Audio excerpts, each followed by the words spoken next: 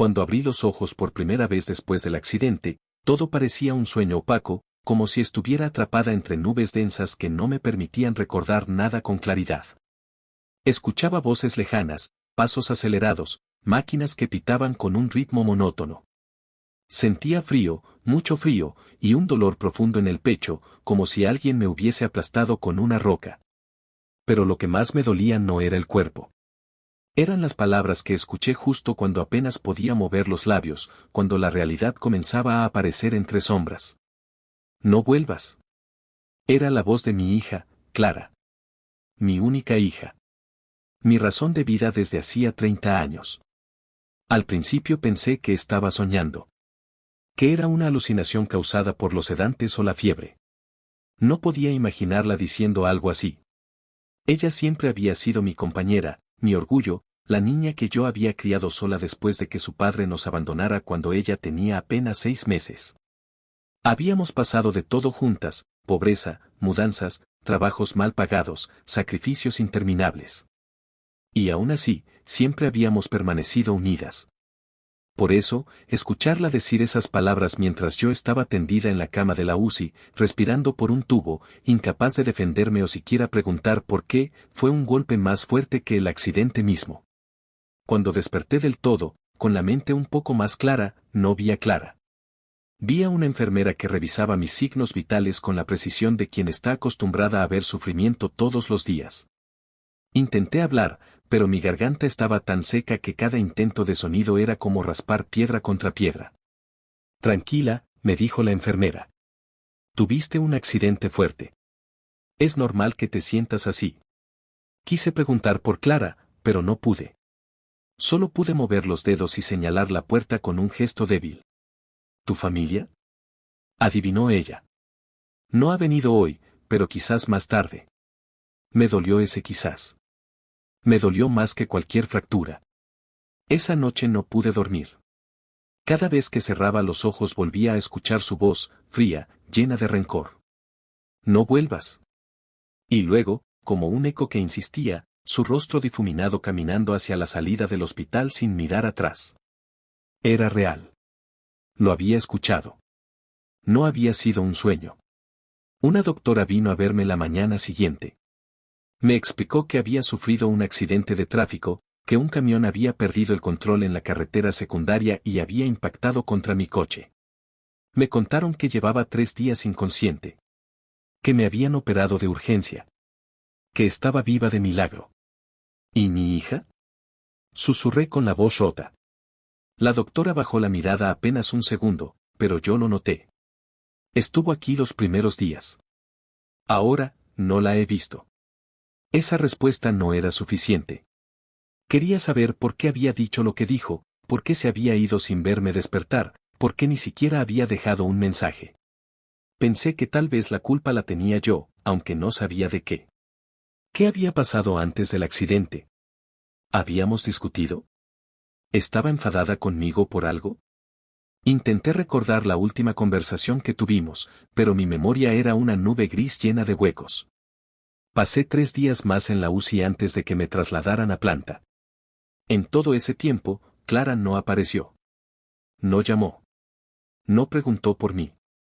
Cada mañana despertaba con la esperanza de encontrarla sentada en la silla, con su bolso enorme a los pies y su gesto serio pero tierno, como siempre que se preocupaba. Pero la silla permanecía vacía, imperturbable, como un recordatorio constante del abandono. Las enfermeras me hablaban con suavidad, algunas incluso con lástima, como si adivinaran mi soledad. Pero yo no quería compasión. Quería respuestas. Una tarde, mientras miraba el techo sin realmente verlo, escuché un suave golpe en la puerta. Mi corazón dio un vuelco. Pensé que por fin había llegado. Pensé que la pesadilla por fin iba a terminar. Pero no era Clara. Era mi vecina, Ángeles, una mujer mayor que vivía 2 pisos abajo y con quien apenas cruzaba conversaciones superficiales. Hija, cuando me enteré del accidente, supe que tenía que venir. ¿Cómo te sientes? Intenté sonreír, pero la sonrisa se quebró antes de llegar a mis labios. Gracias por venir, dije, apenas audible. ¿Sabes algo de Clara? Ángeles respiró hondo. Su expresión cambió a una mezcla de incomodidad y preocupación, como si no quisiera hablar, pero no tuviera alternativa. Fui a tu casa el día después del accidente, cuando escuché a los del edificio comentar lo ocurrido. Pensé en avisar a Clara por si no sabía. Pero, ella ya lo sabía. ¿Y por qué no está aquí? Pregunté temblando. Ángeles dudó antes de responder. La escuché discutiendo con alguien por teléfono. Estaba furiosa. Dijo que no pensaba volver al hospital. Que ya había hecho suficiente. Mi corazón se hundió como una piedra lanzada al mar. ¿Dijo por qué? Susurré. Solo escuché que hablaba de dinero. De un préstamo. De algo complicado. No quise escuchar más. No era mi asunto. Dinero. Claro. Siempre el dinero. Clara y su marido, Marcos, arrastraban deudas desde hacía años. Ella trabajaba como auxiliar administrativa, él cambiaba de empleo cada 3 meses porque no lo valoraban. A menudo me habían pedido ayuda. Yo siempre la daba, aunque eso significara reducir mis gastos, atrasar facturas o incluso vender cosas. Recordé entonces la última conversación Clara que tenía antes del accidente. Clara había venido a casa llorando porque Marcos había tenido otro problema con un préstamo personal. Me había pedido una cantidad imposible para mí. Habíamos discutido. Yo le dije que no podía seguir pagando por los errores de su marido. Ella se enfureció. Me acusó de no querer ayudarla. Yo, cansada, exploté. Le dije que estaba harta. Que Marcos era un irresponsable. Que no podía sacrificar mi tranquilidad por él. Quizás esas palabras habían sido más duras de lo que recordaba. Quizás ella se había sentido traicionada. Pero, ¿eso justificaba decirme, no vuelvas, mientras yo estaba entre la vida y la muerte? Ángeles me tomó la mano. Quizás solo necesita tiempo. Yo no respondí. No tenía fuerzas para engañarme. 5 días después, cuando ya podía caminar con ayuda, pedí mi teléfono. Lo encendí con un temor que me paralizaba. Tenía la esperanza, una esperanza tonta y dolorosa, de encontrar mensajes suyos. Pero lo que encontré fue aún peor. Una semana antes del accidente, Clara me había enviado varios mensajes pidiendo que habláramos urgente. Cuando no respondí, porque estaba trabajando extra ese día, empezó a escribir reproches, frases precipitadas, dolorosas. Y luego, justo el día del accidente, minutos antes de que mi coche fuera embestido, había un último mensaje. Si no vas a ayudarme, no vuelvas a buscarme. No quiero saber nada. Sentí un nudo en la garganta tan profundo que pensé que iba a ahogarme. Ese era el mensaje que tenía en el móvil cuando la ambulancia me recogió. Y ella había venido al hospital, sí, pero no para disculparse, sino para reafirmar su enojo. La frase que escuché no había sido un delirio. Era real. Y no había sido fruto del dolor, sino del resentimiento. Esa noche lloré en silencio, apretando el teléfono contra el pecho. Nunca me había sentido tan sola en mi vida. Y lo peor era que, pese a todo, seguía siendo mi hija. Y yo la seguía amando.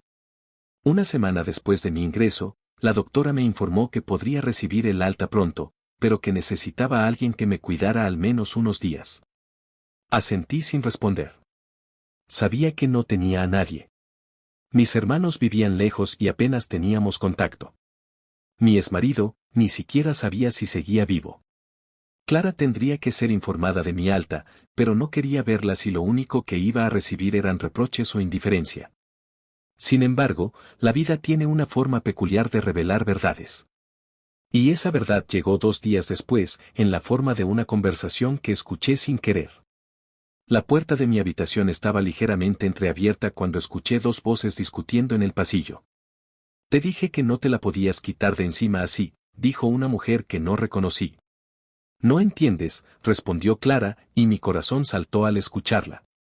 Marcos dijo que si seguía ayudando a mi madre, él me dejaría. Yo no puedo quedarme sola. Tú sabes cómo se pone cuando se enfada. Sentí un escalofrío recorrerme entera. No podía creer lo que escuchaba.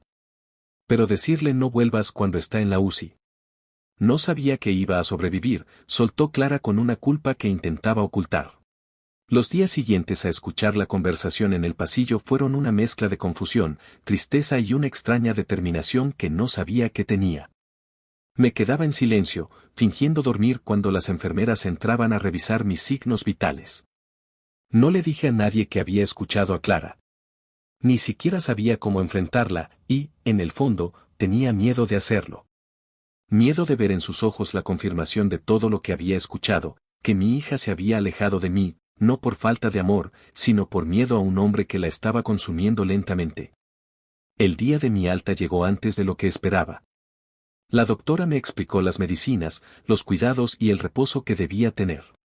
Cuando terminó, me miró con esa mezcla de profesionalidad y compasión que tanto odiaba. ¿Vendrá alguien a acompañarla? Tragué saliva. Sí. Mi hija, mentí. La doctora sonrió, sin imaginar todo lo que aquella frase escondía. Cuando la enfermera me entregó la bolsa con mis pertenencias, vi mi bolso viejo y gastado, la cartera, una chaqueta doblada. Todo lo que había llegado conmigo el día del accidente, todo lo que hacía una semana parecía insignificante, pero que ahora representaba mi única estabilidad. Me llevaron en silla de ruedas hasta la salida. Allí esperaba Clara. Mi corazón dio un vuelco al verla. Tenía el rostro pálido, ojeras profundas y una expresión de cansancio que no le conocía. Estaba más delgada, como si no hubiera comido bien en días. Aún así, cuando me vio, intentó sonreír. Una sonrisa débil, nerviosa, llena de culpa. Mamá. Eso fue todo lo que dijo. Yo no podía abrazarla. No podía ni hablar. Mi garganta estaba seca, pero no por el dolor físico, sino por la mezcla de emociones que me ahogaba. Subimos al coche en silencio. Ella conducía despacio, tensando los nudillos en el volante cada vez que parábamos en un semáforo. Yo la observaba de reojo. Ya no veía solo a mi hija, veía a una mujer atrapada. Quise decirle algo, cualquier cosa que rompiera la distancia entre nosotras, pero el silencio parecía más fuerte que mis palabras. Cuando llegamos a mi casa, me ayudó a entrar. Olía como siempre, a café viejo, a libros, a las velas que yo encendía para relajarme. Pero también había algo distinto, cajas. Varias cajas apiladas en la entrada. Algunas contenían ropa. Otras, documentos. Y en una de ellas estaban mis fotos familiares, envueltas apresuradamente. Lo noté al instante. ¿Qué es esto? Pregunté con un hilo de voz. Clara se quedó quieta. No quería mirarme. Marcos, dijo que quizá era mejor que tuvieras tus cosas listas por sí. No terminó la frase. ¿Por si qué? Alcé la voz sin planearlo. ¿Por si yo no volvía del hospital? Ella cerró los ojos, como si la frase la golpeara. Yo no quería, mamá, susurró. Él insistió. Se puso muy nervioso cuando supo que te habían operado. Dijo que no podía responsabilizarse de nada. Que tú no volverías nunca. Yo solo, hice lo que pude. Mi pecho ardió. No sabía si de rabia, de tristeza o de una combinación que amenazaba con romperme. Clara, ¿tú escuchas lo que estás diciendo? Pregunté. ¿Tú te das cuenta de cómo estás viviendo? Ella se derrumbó. Literalmente. Se dejó caer en una silla y empezó a llorar en silencio, como cuando era niña. No puedo más, mamá, confesó. No puedo con Marcos, no puedo con sus deudas, no puedo con sus amenazas. Cada vez que intento dejarlo, dice que se va a hacer daño. Que me va a buscar. Que si no lo apoyo, se arruina y me arrastra con él. Yo tengo miedo. Me acerqué despacio, con las piernas aún temblorosas por la falta de fuerza. Clara, ¿por eso me dijiste lo que me dijiste en el hospital? Ella levantó la cabeza, y sus ojos estaban rojos, hinchados. No quería decirte eso, sollozó. Marcos estaba afuera, conmigo. Estaba furioso porque yo había ido a verte. Dijo que si te ayudaba, era como elegirte a ti en lugar de él. Me apretó el brazo, me gritó, me obligó a decirlo. Yo estaba tan asustada que solo obedecí. Pensé que si te veía inconsciente, no te enterarías. Pensé que luego podría arreglarlo. Pero nunca imaginé que tú ibas a escucharme. Mi corazón, que llevaba días roto, sintió algo parecido a alivio. No total, no inmediato. Pero sí una grieta por donde entraba un poco de luz. Clara, tú no tienes la culpa, le dije, aunque la voz me temblaba. Estás viviendo con un hombre que te destruye. Yo debí darme cuenta antes. Te dejé sola. Lo siento. Ella negó con la cabeza. Mamá, yo te abandoné en el hospital. No merezco tu perdón. Me arrodillé frente a ella, aun cuando mi cuerpo protestó con dolor. Eres mi hija. Y no voy a dejarte sola. No esta vez. Fue la primera vez en semanas que la vi respirar con un poco de calma. Pero la calma duró poco. Esa misma tarde, mientras Clara ayudaba a organizar mis medicinas, su teléfono vibró. Ella se paralizó, como si una corriente eléctrica le recorriera el cuerpo. Miró la pantalla y se puso blanca como el papel. Es él, susurró. Yo asentí, sintiendo una furia fría que me invadía lentamente. Contéstale, dije. Estoy aquí. Ella me miró, asustada, pero obedeció. Puso el altavoz. ¿Dónde estás? Gritó Marcos, sin saludar. Fui a la casa y no estabas. ¿Estás con tu madre? Te dije que no volvieras a verla. Clara tragó saliva. Marcos, cálmate. Solo estoy ayudándola a instalarse. Ha salido del hospital hoy. Me da igual. Vociferó. Si no vuelves ahora mismo, tú y yo terminamos. Y no te garantizo que me quede de brazos cruzados. Sabes muy bien que puedo hacer muchas cosas. Mi sangre hervía. Me acerqué al teléfono y hablé con una firmeza que no sabía que me quedaba. Marcos, escucha bien, dije. Esta es la última vez que humillas o amenazas a mi hija. Si vuelves a levantarle la voz, si vuelves a acercarte a ella de forma agresiva, iré a la policía yo misma. Tengo todos los mensajes que le has enviado y sé muy bien cómo manejas las deudas. No vas a intimidarla más. Hubo un silencio tenso al otro lado. ¿Así que ahora vas a meterte en mi relación? Dijo con voz baja, peligrosa. Vieja entrometida. Estoy viva, lo interrumpí. Y eso debe molestarte, porque apostaste a que no volvería del hospital. Pero aquí estoy. Y no voy a permitir que sigas destruyendo a mi hija. Clara me miraba con los ojos abiertos, sorprendida de mi valentía. Marco soltó una risa amarga. Veremos cuánto te dura ese valor. Y colgó. Clara se quedó temblando. Yo respiré hondo. Sabía que ese hombre no se detendría fácilmente. Sabía que la situación se volvería más peligrosa antes de mejorar. Pero también sabía algo más.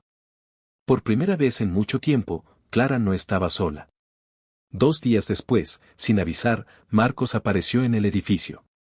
Empezó a tocar la puerta con violencia, gritando, exigiendo que Clara saliera.